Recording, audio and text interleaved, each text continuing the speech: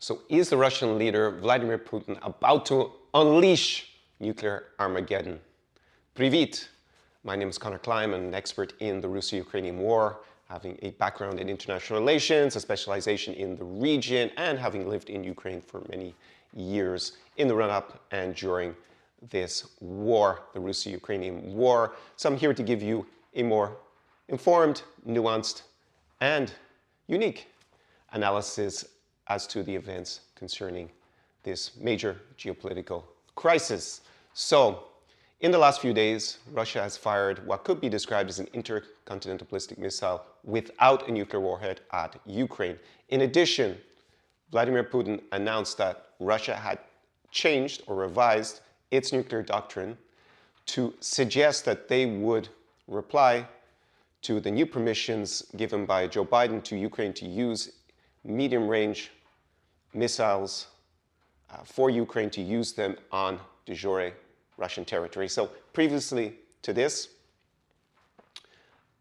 the West, or the United States primarily, had given Ukraine permission to use ATACMS missiles. By extension, the British have given them Storm Shadow, the French Scalp, and these medium-range, highly sophisticated and accurate weapon systems were being used against Russian military targets only in Russian-occupied Ukraine, so in Crimea or any of the other parts of Ukraine that Russia occupies, and not on de jure Russian soil. So they were not firing those missiles at, say, the Kursk Oblast or in another part of Russia.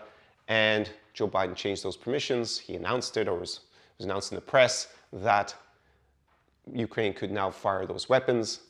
Russia responded with quite a menacing medium-range rocket itself, or a long-range rocket, although whether it's actually technically intercontinental or not. Plus, they fired it at Dnipro in Ukraine, which is very close to Russia, so there was no need to be using a missile that could actually go a lot further, and it was seen as a warning. Now, the revision of the nuclear doctrine in Russia basically is a convoluted way of threatening France, the United Kingdom, and the United States, because what it says is that now a nuclear power that gives a non-nuclear weapon to a non-nuclear state that then fires that missile into Russian territory,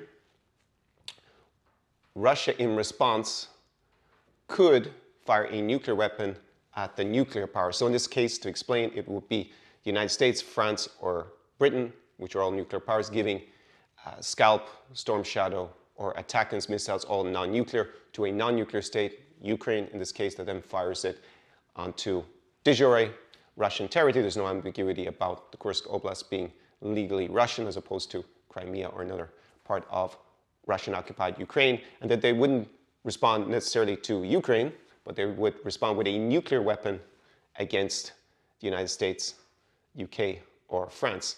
So this is definitely a huge escalatory moment. You could say it's strategic ambiguity because it doesn't say that they will automatically respond with a nuclear weapon, but that they could. And this obviously raises the specter of a nuclear exchange. Now, would Vladimir Putin really fire a nuclear weapon at France, United Kingdom, or the United States in response to a ATACMS missile or a Scalp or a Storm Shadow hitting a military target in the Kursk Oblast?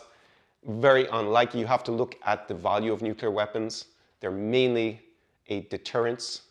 So the fact that you have them means that you will dissuade your adversary or an enemy from using either conventional nuclear weapons in a certain way that undermines, one of the reasons can be to undermine the security of the state. So they try to overthrow the government, but or they fire nuclear weapons themselves at, say, Russia, then Russia would respond with the nuclear weapons. So that would deter the adversary from doing that because, well, Russia has an enormous stockpile, in theory at least, of nuclear weapons, and they could destroy or more or less eviscerate whatever country it was that would fire those nuclear weapons. There's a certain number of countries in the world that have nuclear weapons. We know obviously China has, North Korea has, India, Pakistan, probably Israel has, although again they maintain security, strategic ambiguity about that. You got France, United Kingdom, and the United States.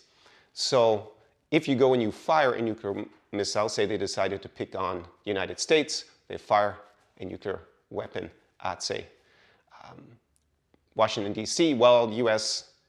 has a doctrine to respond with nuclear weapons or with conventional weapons to destroy Russia. So that wouldn't make much sense to fire a nuclear weapon over a relatively small increase in permissions and risk nuclear war with the United States. Now, Russia, in principle, does have way more nuclear weapons than, say, the United Kingdom or France. However, France and the United Kingdom are in NATO, North Atlantic Treaty Organization, and within that treaty there is Article 5, where, in principle, an attack against one of the signatories would result in all the other countries responding against that aggressor. So say they fired a nuclear weapon against the United Kingdom, then it wouldn't just be the United Kingdom potentially responding with nuclear weapons or conventional weapons against Russia. It would be all the other states, and most importantly, that would include the United States. So that Article 5 is considered credible, and there's no reason to think, not at least under Joe Biden's administration.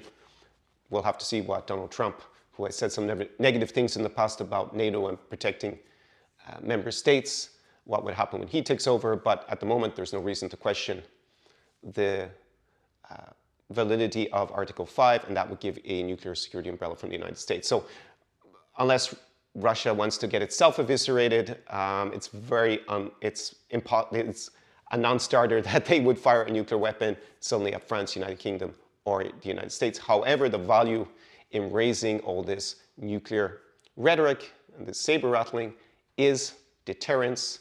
There are many commentators who have audiences in Western democracies like the United States that basically use this change in doctrine to accuse Joe Biden of wanting to start World War III. A good example is Tucker Carlson, who basically used that kind of narrative, and that has political consequences and can be seen to deter some of Ukraine's allies from giving them more munitions, because countries are desperate to avoid a nuclear war because of the consequences.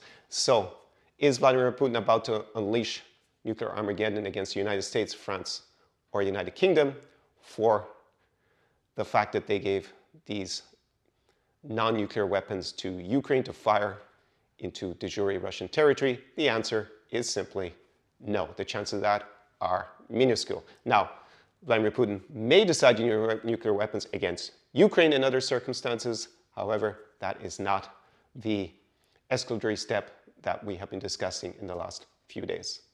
So, see you in tomorrow's video, assuming that I'm right, and there will be no nuclear war in the meantime.